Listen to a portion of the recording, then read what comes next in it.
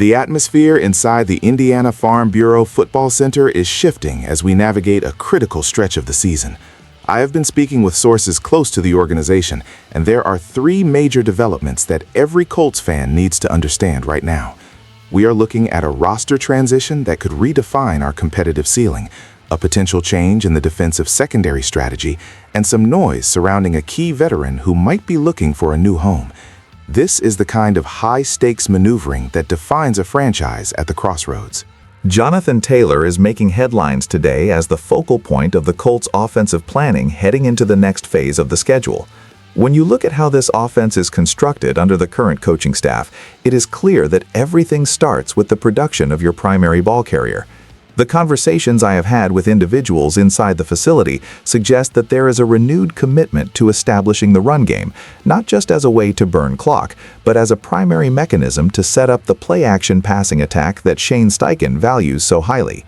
This is a critical development because the team has struggled with consistency in the red zone, and the return of a fully healthy Jonathan Taylor is viewed as the internal fix that the organization needs. From a tactical standpoint, his ability to force linebackers to commit to the gap allows the slot receivers more room to operate in the intermediate levels of the field. We are seeing a shift in philosophy that demands more physicality at the point of attack, and the offensive line is being tasked with creating cleaner lanes for him to reach the second level. This is not just about raw yardage, it is about the tempo of the entire game. When Jonathan Taylor is involved in the passing game as an outlet, the defense cannot stack the box, which is a luxury the quarterback has not always had this season. Looking at the salary cap implications, the team is banking on his production to justify the contract structure they committed to, and the front office is clearly focused on maximizing his prime years. The historical context here is significant. The Colts have always been a franchise that leans on a featured back, and the synergy between the vision of the coaches and his specific skill set is the engine that drives this unit. If they can maintain this level of involvement, we are likely to see a shift in the defensive looks that opposing coordinators are willing to show. It is a calculated risk to lean this heavily on one player, but given the current state of the roster, it is the most logical path forward. As we move from his role on the field, we have to talk about how the defensive secondary is adjusting to the latest injury news. If you are enjoying this deep dive into the latest Colts news, do me a favor and hit that like button and subscribe to the channel. Your support helps us keep the insider content coming. Now, let us talk about the defensive side of the ball. Kenny Moore II is at the center of a very important conversation regarding how the Colts intend to handle their defensive coverage packages moving forward. As a veteran leader in the secondary, his presence is vital for the communication and alignment of the younger defensive backs. We have seen a lot of movement in the defensive backfield due to minor injuries and scheme adjustments, but the reliance on his versatility cannot be overstated. He is effectively the glue that holds the secondary together when the team decides to shift into nickel or dime packages. My sources indicate that the coaching staff is very comfortable moving him around the formation to neutralize opposing slot receivers, which is a massive advantage when playing against high-tempo offenses that rely on quick releases.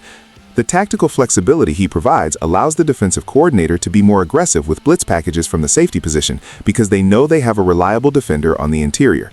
This is a classic case of a high football IQ player elevating the floor of the entire unit. When you look at the recent performance metrics, it is evident that when he is playing at his peak, the opposing quarterback's completion percentage in the middle of the field drops significantly. It is not just about his coverage stats, it is about his impact on the run game as a physical tackler on the perimeter. The organization understands that his role is evolving, and the contract negotiations regarding his future are something to keep an eye on as we approach the final quarter of the season. He is a cornerstone of the defensive identity that the team is trying to build, and any disruption to his availability would be a major blow to their defensive consistency. We have seen teams struggle to replace this kind of production, and the Colts are fortunate to have him in the prime of his career. The scouting report on his playstyle highlights his incredible instincts and his ability to diagnose plays before they even develop. As we look ahead, the depth behind him will be tested, and the coaching staff is currently evaluating which younger players are ready to step up if they need to rotate him out for breathers during high-intensity matchups. This is a situation that requires constant monitoring as the schedule tightens up. Moving from the defensive side, we have some interesting speculation regarding a potential roster move that has been making the rounds. Michael Pittman Jr. is the subject of much discussion among the beat writers regarding his target share and his role as the primary pass catcher in this evolving offense. There is a clear understanding within the building that he is the security blanket for the quarterback, especially on third down situations where the team needs someone to win their individual matchup against tight coverage.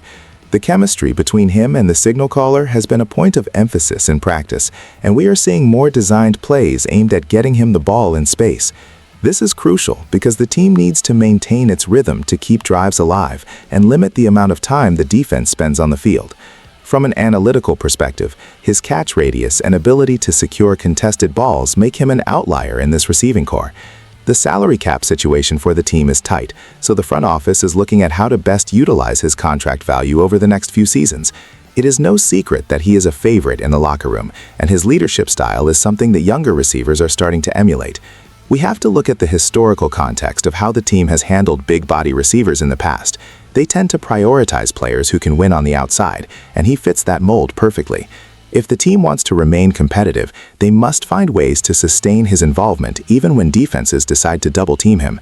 This usually means that the secondary and tertiary targets need to step up, which is a challenge the offensive coordinator is addressing daily in the film room.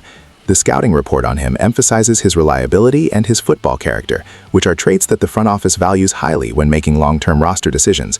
As we look at the potential for future contract extensions, the team is weighing how much of their cap space they want to lock up in a single wide receiver. This is a balancing act that every general manager in the league faces. There is a lot of noise about his usage, but the internal consensus seems to be that he remains the engine of the passing attack. As we look toward the end of the season, his health and his ability to maintain this level of performance will be the single biggest factor in the team's ability to make a playoff push. We will be tracking his snap counts closely in the coming weeks to see if there is any change in the rotation. It has been a busy week at the facility, and these developments are just the tip of the iceberg for the Colts as we move deeper into the season.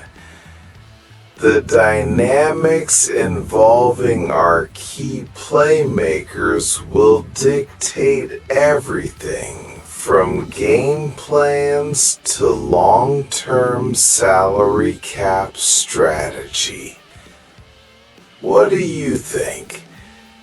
Should the team be more aggressive in their play calling, or is the current path the right one for long-term stability? Let me know your thoughts in the comments section below. Make sure to like this video and subscribe to the channel for more insider updates on the team. I am signing off for now, but keep it locked here